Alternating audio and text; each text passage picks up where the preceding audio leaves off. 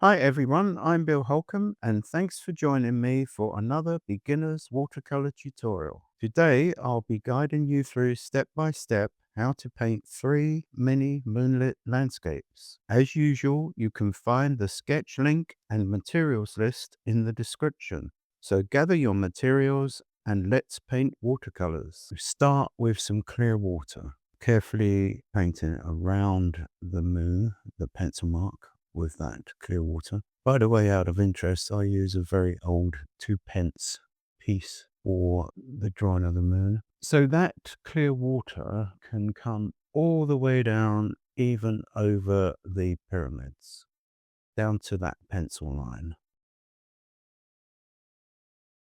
Okay, now this is a useful technique. You will find yourself using it a number of times where you want to paint up to certain objects, such as in doing negative painting, as we're doing now, we're avoiding the moon, just coming up to the pencil line of the moon. When you lay down water first, up to those pencil lines, whatever it may be, in this instance, a moon, other times it might be a building, roof, or something, you will find it easier to achieve what you're aiming for. The paint, the pigment, will run up to that pencil line. Now I'm just deepening the color. Same two, Winsor Blue and Alizarin Crimson, just less water, more pigment. So I'm building up the intensity that I'm aiming for.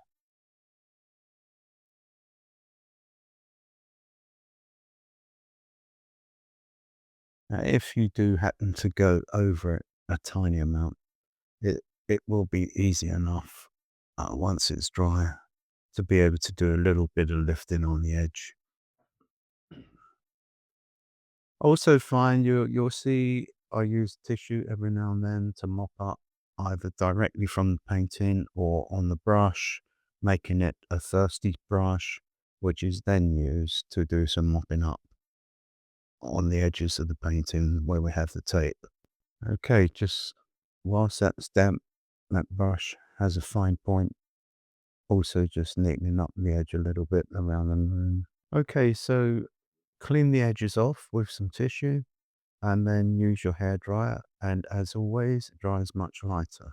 Now I'm doing that lifting that I mentioned, just some clear water on the brush and then laying that down on the edge of the moon and dabbing with a tissue rather than scraping. You can use another method for this. You can use a bristle brush and that slightly digs into this rough paper, which it will bear, and then left with water. So we want a little bit of coloration on the moon. We've got some yellow ochre there and a little bit of light red, but tiny amounts. And once again, we can dab with a tissue later, just so that what we've done is very faint.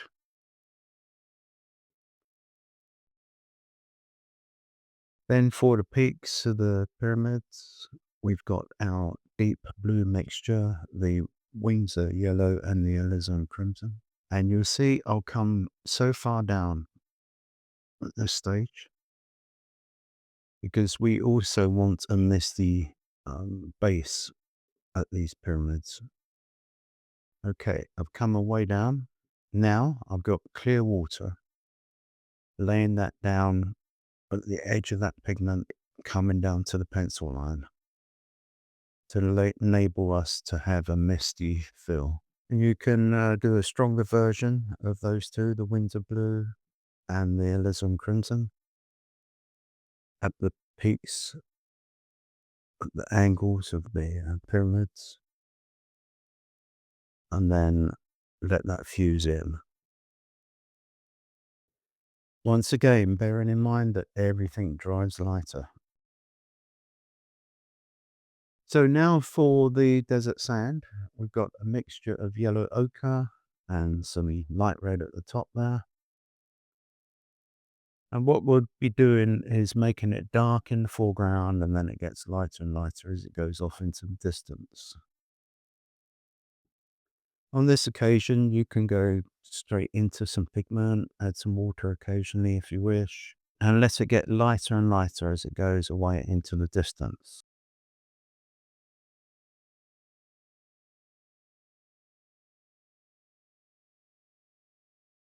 So now we start to strengthen up. Once again, start at the bottom, the strongest pigment.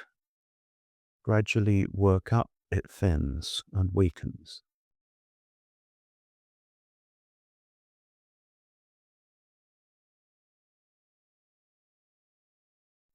Now I'm at the stage where I can darken it even more at the foreground with that light red, still wet in wet.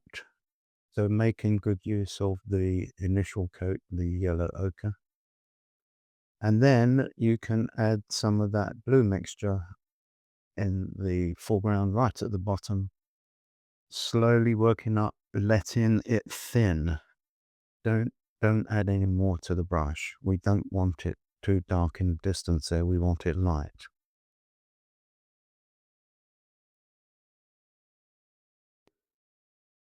And you'll see this will dry lighter. And there it is. So that's the first one completed. For the next one, which is an ocean scene, we have got the same mixture of Winsor Blue and Alizarin Crimson for the deep sky color. And they will vary each one to the next, as you will see. So I've done clear water again, up to and around the moon and down to the horizon line. And then I've dipped into the weak mixture of the blue.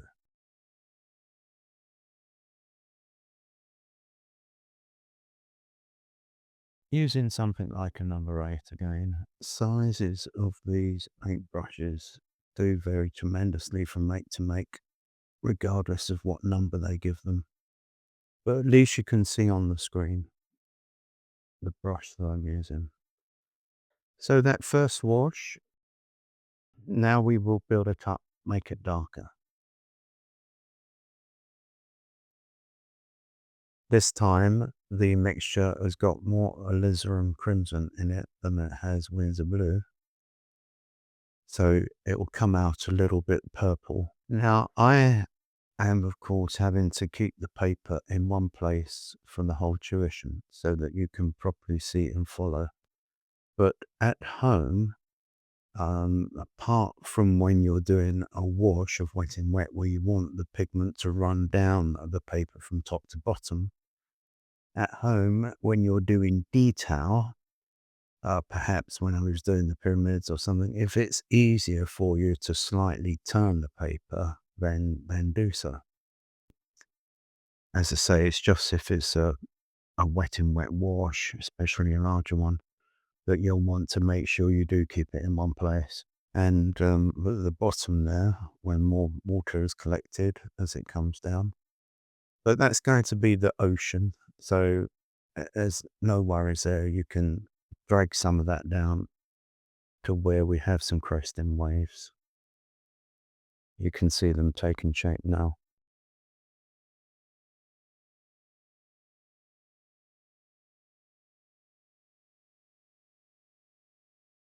Okay, dry that off with the hairdryer. And now I'm demonstrating that flat brush, which is a bristle brush, normally used for oil painting and acrylics. It enables me to dig into the paper a little. Because it's rough paper, it's quite robust. Both this Baohong and also the arches, rough texture will withstand this type of treatment. And I'm happy that it has a little light ring around it as well. And then just do a few little patterns of craters and so forth on the surface of the moon. But do not lose that light. Don't cover the whole thing. And as necessary, dab with a tissue so you can control the intensity that you're aiming for. We're halfway through this particular tutorial of 3 moons. Having dried that off, I could now do the distant part of the ocean up to the horizon pencil line.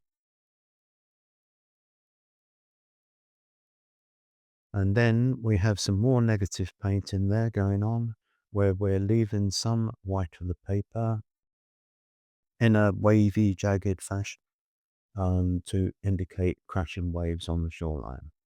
These aren't meant to be three masterpieces.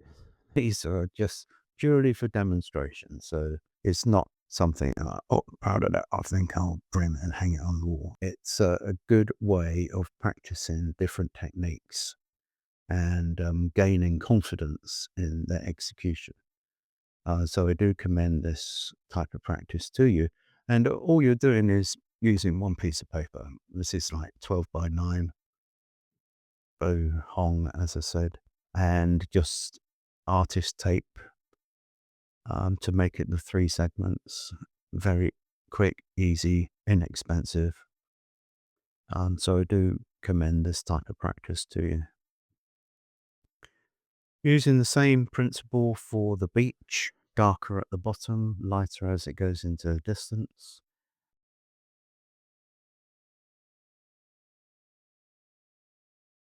And here we also want some reflective sun on the ocean. So we use that stiff brush and we do some lifting. So clear water onto the paper and then quickly dab with the tissue. So that's another technique that you can learn and employ in your paintings. I'm just now using some of that dark blue mixture to emphasize the shadow area of the crashing waves, leaving the white tops.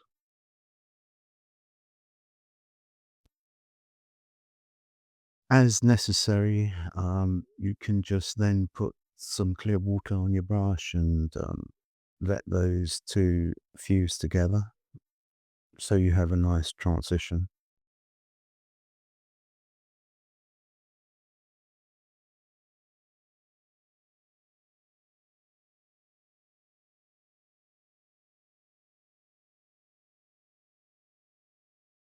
And now we're going to do the last one. Same process, clear water around the moon down to the pencil line of the landscape. I think this last one, I hope you'll agree, will end up having quite a glow to it. So clear water, then we've got our mixture of Winsor Blue and Alizarin Crimson, quite light to start with. You would have heard me mention, if you've seen other tutorials, that it's also useful to have a spare piece of the paper to one side so that you can test your color mixtures and various techniques and so forth. Okay, so what we'll soon be doing is darkening up.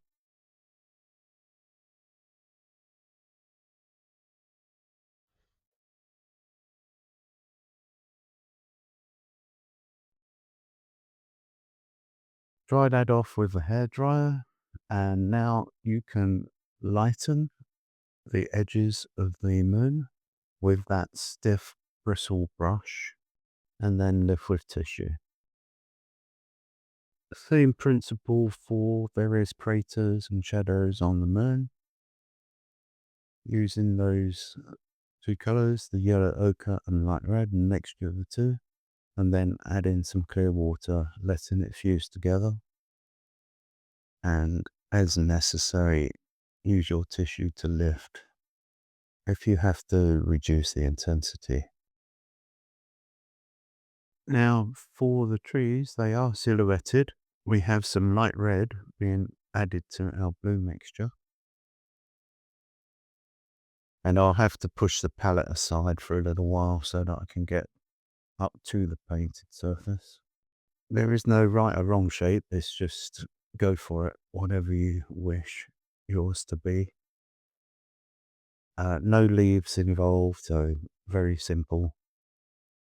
Just bare trees, main trunk and various branches and that's it. I'm using a number 2 brush so that I can get those branches as thin as possible.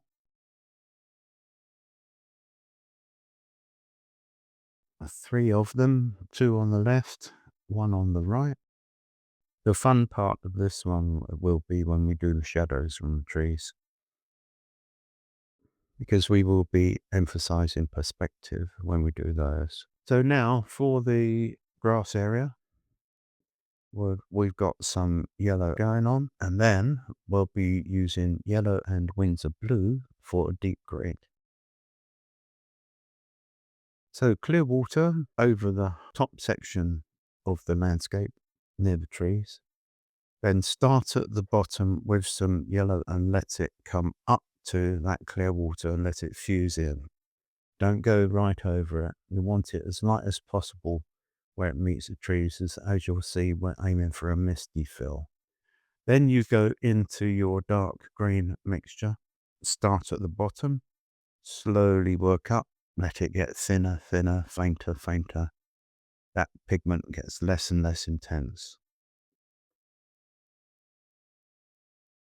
Still wet, add in some more intensity, starting at the bottom, slowly working up. And it's fine if there are little gaps, as if there are undulations on the land, etc. Whatever you wish, whichever interpretation you wish to aim for. Now, the fun part for some shadows, here I'm just testing it on test card. A grey mixture of the Winsor Blue and the Alizarin Crimson. We have a situation where, as an observer, we're in the middle, aligned with the moon, and then we have trees on the left and trees on the right. So the shadow indicates the direction of the moon, and therefore we have achieved that for the 2 trees, and now we repeat for the lone tree on the right, showing those angles. And now as a little trick, if you wish, if you want some stars, you can either do the spatter method, that I don't go for it myself, or just to indicate a few stars, you can use some chalk. I have even used a little scalpel and dug out on the surface of paper a few times to show the white paper underneath. Various ways you can achieve that. Here's one quick, easy way. As I said, they're not meant to be masterpieces, they're just exercises. So I'm demonstrating this chalk method for you again as a possible way of you achieving stars or even snowfall. And here we have the 3 moons completed. I think there's a great deal that you can learn from this exercise. So I hope you watch this tutorial, follow it, and have a go. I look forward to seeing you next time.